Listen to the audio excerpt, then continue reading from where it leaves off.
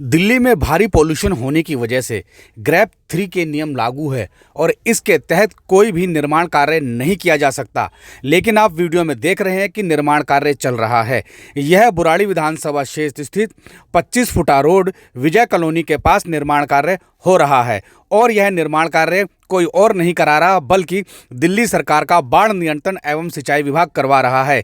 यानी यह कहा जा सकता है कि खुद दिल्ली सरकार ने बढ़ते पोल्यूशन की वजह से ग्रैप 3 के नियम लागू किए हैं ताकि पोल्यूशन को कंट्रोल किया जा सके और यह भी निर्धारित किया है कि इस दौरान कोई भी निर्माण कार्य नहीं होगा। लेकिन खुद दिल्ली सरकार का विभाग ही बाढ़ नियंत्रण विभाग इस नियम को तोड़ रहा है और निर्माण कार्य को रोकने की बजाय निर्माण कार्य चल रहा है। विजय कॉलोनी के निकट नालियां बनाने का काम किया जा रहा है और ग्रैप के दौरान यह निर्माण कार्य चल रहा है। आखिर इनको रोकने की जिम्मेवारी जिन लोगों पर है वही इन नियमों का उल्लंघन कर रहे हैं।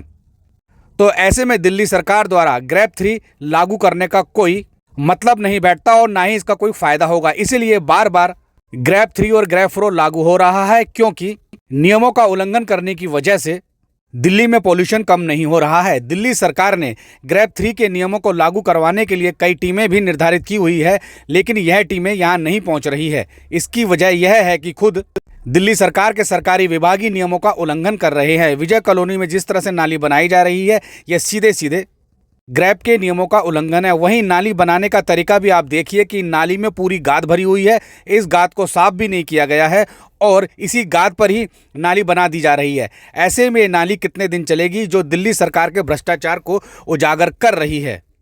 बुराड़ी विधानसभा क्षेत्र में दिल्ली सरकार के बाढ़ नियंत्रण एवं सिंचाई विभाग ने काफ़ी भ्रष्टाचार मचाया हुआ है और आप वीडियो में उस भ्रष्टाचार का एक नमूना देख रहे हैं कि नालियों के निर्माण के दौरान जहां एक और ग्रैप के नियमों का उल्लंघन हो रहा है, वहीं नाली पूरी तरह से गाद से भरी हुई है, उसको साफ नहीं किया गया है।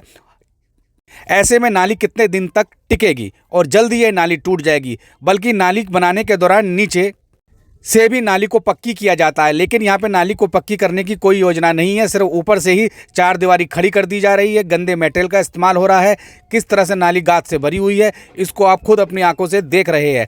ऐसे में दिल्ली सरकार का भ्रष्टाचार खुलेआम दिख रहा है।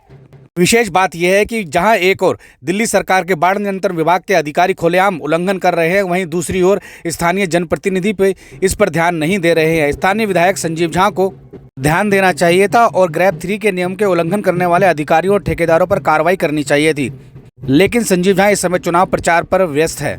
इसीलिए आखिर इनको कौन रोकेगा जो ग्रैप 3 के नियमों का सरेआम उल्लंघन कर रहे हैं। ऐसे में दिल्ली के पोल्यूशन को कंट्रोल नहीं किया जा सकता। दिल्ली सरकार की मुख्यमंत्री आतिशी कितना भी दावा कर ले, लेकिन इस तरीके से अगर काम होगा, ग्रैप 3 के नियमों के लागू होने के बावजूद दिल्ली सरकार के विभाग कार्य करेंगे, तो दिल्ली में पोल्यूशन को कंट्रोल करना बेहद मुश्किल काम होगा। भव्य भारत टाइम्स का मानना है कि ऐसे अधिकारियों और ऐसे ठेकेदारों के खिलाफ कार्रवाई होनी चाहिए, क्योंकि यह दिल्ली के लोगों के जीवन के साथ खिलवाड़ कर रहे हैं। यहाँ पर यह कहावत भी चरितार्थ हो रही है कि साइयाँ बहे कोतवाल तो डर काहे का। जब दिल्ली सरकार के विभागीय ठेकेदारों के साथ मिलकर इस तरह से ग्रैप 3 के नियमों में निर्माण कार्य करवाएंगे तो पॉल्यूशन को कंट्रोल करना बेहद ही मुश्किल काम होगा। यह भी कहा जा रहा है कि दिल्ली सरकार के विभाग इसलिए निर्माण कार्य कर रहे हैं कि विधानसभा चुनाव है और विधानसभा चुनावों में जीतने के लिए वह निर्माण कार्य दिखा रहे हैं, जनता को विकास कार्य दिखा रहे हैं।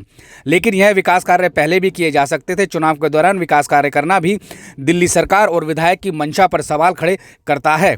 ग्रैप 3 के नियमों में इस तरह का निर्माण कार्य नहीं होना चाहिए।